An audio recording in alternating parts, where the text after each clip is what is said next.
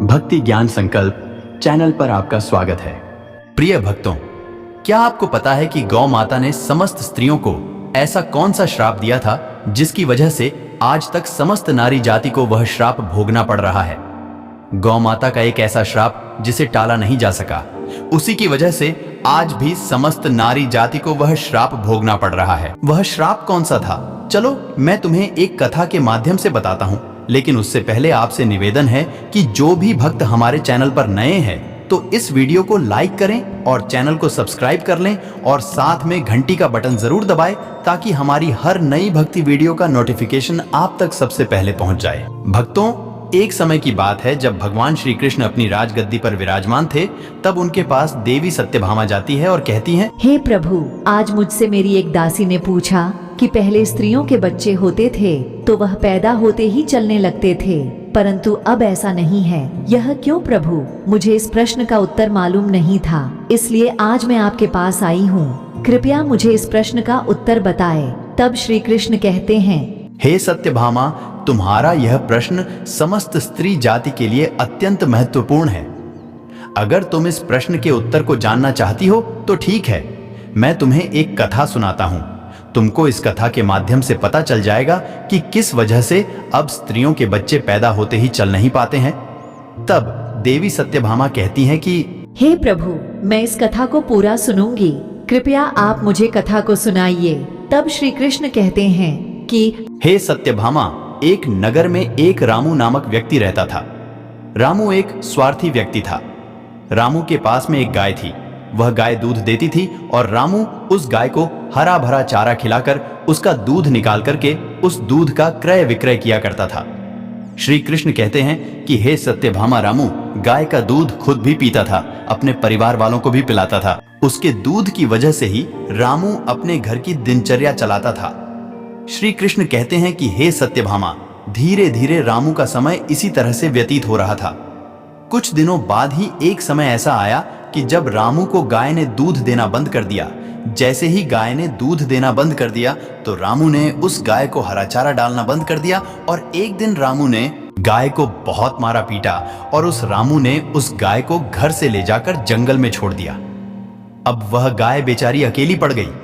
बेचारी गाय अकेली जंगल में इधर उधर घूमती फिरती रहती है और एक दिन जंगल में बने एक मंदिर के पास में पहुंचती है और भगवान से विनती करते हुए कहती है, हे भगवान, मैं आपसे यह वंदन करती हूं कि हे प्रभु, आपने हमें गाय की योनि में डालकर कितना गलत काम किया है। श्री कृष्ण कहते हैं कि हे सत्यभामा, वह गाय कहती है, देखिए, जो आपकी 84 लाख योनियों में सर्वश्रेष्ठ योनि मानव की है, वह कितना पाप और कितना दुष्कर्म करता है।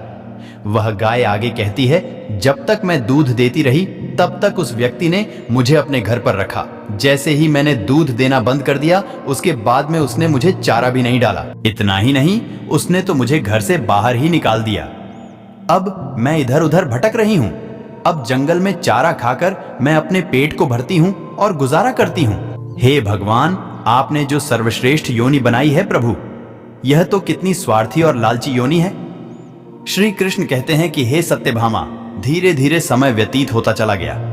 गाय बेचारी दरबदर भटकती रही। जब भी वह गाय रामू के द्वार पर आती तो रामू लाठी लेकर के उस गाय को जंगल की तरफ खेतों में भगाकर आता। श्री कृष्ण कहते हैं कि हे सत्यभामा, धीरे धीरे जब वह गाय एक दिन गर्भवती हो जाती है तो अब जैसे ही 3-4 महीने का गर्भ हुआ है तो उसी जंगल से एक स्त्री गुजर रही थी। उस स्त्री ने जैसे ही उस गाय को देखा, उसने अपने मन में सोचा कि यह गाय तो गर्भवती है। मैं एक काम करती हूँ, इस गाय को मैं पाल लेती हूँ। जब इसका बच्चा हो जाएगा तो यही गाय मुझे दूध देने लगेगी। तब मैं इसका दूध खुद पीऊंगी और साथ ही अपने परिवार वालों को भी पिलाऊंगी। श्री कृष्ण कहते हैं कि हे सत्यभामा, वह स्त्री आगे कहती है कि इस गाय का दूध खूब क्रय विक्रय करूंगी। लेकिन जैसे ही वह स्त्री उस गाय को पकड़ने के लिए अपने पति को बुलाने के लिए जाती है और जब तक उसका पति वहां पर आता है तब तक वह गाय वहां से चली जाती है। धीरे धीरे और समय व्यतीत होता है। श्री कृष्ण कहते हैं कि हे सत्यभामा, जब उस गाय के प्रसव का समय नजदीक आ गया तब वह एकांत जंगल में सुरक्षित जगह पर जाकर के उस गाय ने एक बछड़े को जन्म दिया। श्री कृष्ण कहते हैं कि हे सत्यभामा, प्रसव के कुछ समय बाद वही स्त्री उसी जंगल में घास काटने के लिए अपने खेतों पर गई हुई थी। जैसे ही उसने दूर से देखा कि एक गाय ने अपना बच्चा दिया हुआ है, तब वह उसके पास गई और उसने ध्यान से उस गाय को देखा तो बोली कि अरे, यह तो वही गाय है, इस गाय ने तो बछड़ा दे दिया, चलो अच्छा हुआ। श्री कृष्ण कहते हैं कि हे सत्यभामा, वह स्त्री सोचती है, अब मैं इस गाय को पकड़ करके अपने घर पर अवश्य ले जाऊंगी। जैसे ही वह स्त्री उस गाय के पास से अपने पति को बुलाने के लिए जाने लगती है, तभी गाय उसी समय उस स्त्री से कहती है, हे बहन, आज तुम हमारे ऊपर एक परोपकार कर दो। ये हमारा जो बच्चा है ये पीछे पड़ा हुआ है, इसे उठाकर तुम मेरी गर्दन के ऊपर रख दो। मैं अपने बच्चे को लेकर किसी सुरक्षित जगह पर चली जाऊंगी, क्योंकि यह मेरा बच्चा 8 महीने बाद चलने लायक हो पाएगा, 8 महीने बाद अपने पैरों पर चलेगा। श्री कृष्ण कहते हैं कि हे सत्यभामा, ऐसा अभी है, ऐसा पहले नहीं था। पहले गाय का बच्चा 8 महीने के बाद ही अपने पैरों पर चलने लायक हुआ करता था। श्री कृष्ण कहते हैं कि हे सत्यभामा, लेकिन जैसे ही उस स्त्री ने गाय की बात सुनी तो वह बहुत जोर जोर से हंसने लगी। वह कहने लगी, तुम्हारा बच्चा इतना गंदा है, इतनी गंदगी में यह पड़ा है, मैं तुम्हारे बच्चे को उठा करके तुम्हारे कंधे पर क्यों रखूं?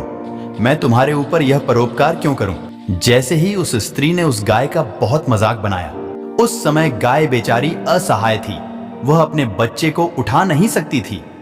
श्री कृष्ण कहते हैं कि हे सत्यभामा, उसी समय दुखी होकर के गाय ने श्राप दे दिया।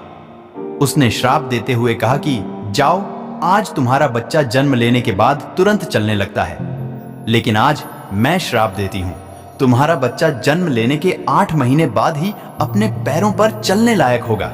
और जो यह मेरा बच्चा आज चल नहीं पा रहा है और यह आज के बाद पैदा होते ही बहुत जल्द अपने पैरों पर चलने लायक हो जाएगा। श्री कृष्ण कहते हैं कि हे सत्यभामा, इसी श्राप के कारण स्त्रियों का बच्चा अपने पैरों पर पैदा होते ही नहीं चल पाता, क्योंकि गाय माता ने समस्त स्त्री जाति को श्राप दिया है, परंतु गाय माता का जो बच्चा होता है वह तुरंत चलने लायक हो जाता है। अब श्री कृष्ण आगे कहते हैं, हे देवी सत्यभामा, अब तो आपको पता ही चल गया होगा कि आखिर किस कारण से स्त्री का बच्चा पैदा होते ही नहीं चल पाता, और वह कौन सा श्राप है जो गाय ने स्त्री को दिया था। तब देवी सत्यभामा कहती हैं कि हे प्रभु, अब मुझे मेरे प्रश्न का उत्तर मिल गया है। इस प्रश्न का उत्तर बताने के लिए आपका कोटि कोटि धन्यवाद। भक्तों, कहा जाता है कि सतयुग में जिस समय सुखदेव जी पैदा हुए थे, तो सुखदेव पैदा होने के तुरंत बाद ही अपने पैरों पर चलने लगे थे, और वेद व्यास भी जन्म लेने के तुरंत ही बाद अपने पैरों पर चलने लगे थे। यह बात सतयुग की थी, लेकिन कलयुग में ऐसा नहीं है, क्योंकि गाय ने समस्त स्त्री जाति को श्राप दे दिया था। उसी दिन से समस्त स्त्रियों के जो बच्चे पैदा होते ही चलने लग जाते थे, उनकी प्रक्रिया वहीं पर रुक गई। गाय के श्राप के कारण ही स्त्री का बच्चा 8 महीने बाद ही चलने लायक और अपने पैरों पर खड़े होने लायक बन पाता है, और गाय का बच्चा उसी दिन से अपने पैरों पर चलने लायक हो जाता है। इसीलिए किसी की आत्मा को कष्ट नहीं देना चाहिए, और यही सनातन धर्म का सबसे बड़ा धर्म है गोस्वामी तुलसीदास ने लिखा है, परहित सरस धर्म नहीं भाई, दूसरे के दुख में दुखी हो जाना, दूसरे के काम आना सबसे बड़ा धर्म माना गया है। तो इसलिए हमें असहाय पशु पक्षियों की सहायता करनी चाहिए। गाय के श्राप की वजह से ही जितने भी पशु पक्षी हैं, उन सब के बच्चे जन्म लेने के तुरंत बाद चलने लग जाते हैं, लेकिन स्त्रियों के बच्चों पर इसका विपरीत प्रभाव पड़ा कि जन्म के तुरंत बाद स्त्री का बच्चा चलने लायक नहीं बन पाया। एक स्त्री की गलती से आज समस्त मानव जाति की महिलाओं को उस श्राप का खामियाजा आज भी भुगतना पड़ रहा है। भक्तों, आपको यह कथा कैसी लगी है, हमें कमेंट करके अवश्य बताएं। और भक्तों, कमेंट में जय श्री कृष्ण अवश्य लिखना, और साथ ही आपसे निवेदन है कि हमारी वीडियो को लाइक करें और हमारे भक्ति ज्ञान संकल्प चैनल को सब्सक्राइब अवश्य करें। धन्यवाद।